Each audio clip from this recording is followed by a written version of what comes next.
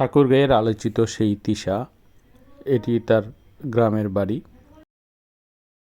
গ্রামের বাড়ির আশপাশটি আমরা আপনাদেরকে দেখানোর চেষ্টা করছি এবং তার পরিবারের লোকজনগুলো তার সম্বন্ধে কি বলছে, এবং আসলে একটি অভিযোগের মাধ্যমেই বিষয়গুলো বের হয়ে এসেছে।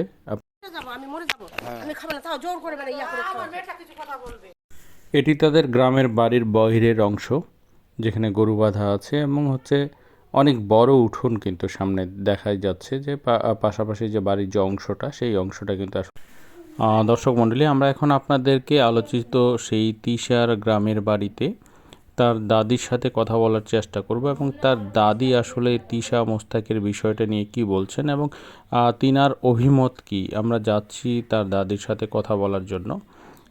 ইনি হচ্ছে তিশার দাদি এবং ওনার সাথে আমরা জানতে চাবো, ওনাকে জিজ্ঞাসা করেছি যে আসলে উনি কি চান। তিনারা কি পারিবারিকভাবে তিশা মোস্তাকের সম্পর্কটি মেনে নিবেন, না আদৌ কি মেনে নিতে চান না? আসলে তিনার অভিমত আমরা শুনতে চাচ্ছি। না, মোস্তাক সহ মেনে নিব না। শুনলেন তিশার দাদির কথা, এখন তিশার বোন কি বলছে এটি শুনুন। আমি যেটা বলতে চাচ্ছি যে আমার তিশা আপু অনেক ভালো একটা মেয়ে, সে এরকম কাজটা করতে পারে না। আমার বিশ্বাস সে এরকম কাজটা করতে পারে না। খন্দকার মুস্তাক আহমেদ কিছু তিশা আপুকে অবশ্যই কিছু খাওয়াইছে, না হলে তিশা আপু এরকম ভাবে খন্দকার মুস্তাক আহমেদের কাছে যেত না। মুস্তাক আহমেদের বিচার চাই, খন্দকার মুস্তাক আহমেদকে যেন কারাগারে বন্দি করা হয় এবং তাকে যেন শাস্তি দেওয়া হয়।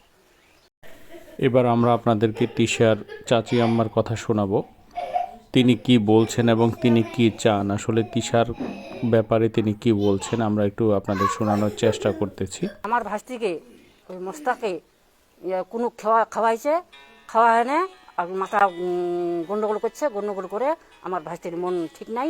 আমার ভাস্তিকে আমি ফেরত চাই। আর ভাস্তিকে আর ওই মোস্তাকে ওই মেয়ে নাই, ওই মেয়েটাকে দে, মোস্তাকে বিয়ে করুক।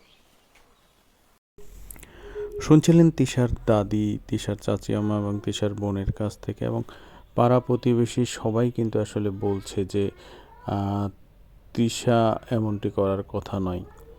যা আসলে সামনে আসছে সেটি সে কোনোভাবেই বাধ্য হয়ে কিন্তু তা করছে বলে তারা মনে করছেন, এবং আসলে তারা চান যে তাদের সেই তিশা আবারও তাদের কাছে ফিরে আসুক।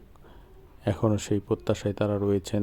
তার বৃদ্ধ দাদি, তার আকুতি, সে কখনোই মোস্তাক এবং তিশার সম্পর্ক পারিবারিকভাবে মেনে নিতে চান না, এবং তিনি বলেন যে আসলে এটা কখনোই সম্ভব নয়।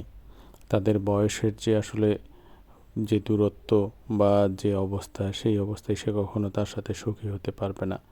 এটি হয়তোবা তাকে কোনো না কোনো কিছুভাবে কিছু করা হয়েছে বলে তারা মনে করছেন। আমরাও চাই সুষ্ঠু তদন্তের মাধ্যমে এটি বেরিয়ে আসুক।